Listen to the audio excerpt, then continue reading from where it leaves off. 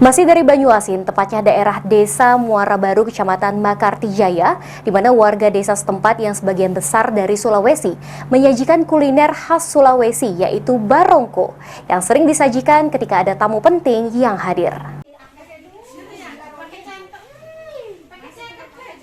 Meski jauh dari tempat asalnya yaitu Sulawesi, namun kuliner barongko masih dapat dinikmati masyarakat Bugis, khususnya di perairan Banyuasin, tepatnya Desa Muara Baru, Kecamatan Makartijaya. Kuliner satu ini sering disajikan warga untuk menyambut tamu penting dan dijadikan menu makanan ringan. Untuk memasak barongko sendiri, ibu-ibu di Desa Muara Baru melakukannya dengan bergotong royong, sehingga kental dengan suasana kekeluargaan. Kuliner ini sendiri terbuat dari campuran pisang, telur, dan susu yang dibalut dengan daun pisang dan kemudian dikukus.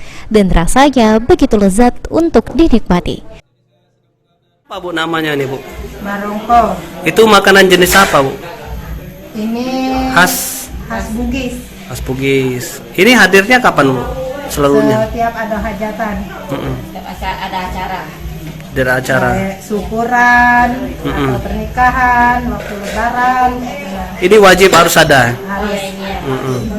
Salah satu anggota DPRD Banyuasin yang merupakan keturunan Bugis mengaku senang melihat masyarakat Desa Muara Baru ini yang tetap menjaga kearifan lokal. Alhamdulillah, kami selaku dapil dari Makartijaya merasa bangga dengan kearifan lokal yang ada di Makartijaya ini, di mana kuliner dari masyarakat Sulawesi Selatan khususnya yaitu barongko selalu disajikan, dan saya juga perwakilan dari salah satu warga Sulawesi Selatan merasa sangat bangga karena kebetulan juga kepala desa yang mengadakan acara pada saat ini merupakan warga daripada Sulawesi Selatan, dan walaupun bukan acara dari orang Sulawesi tetap itu barongko ada. Alhamdulillah.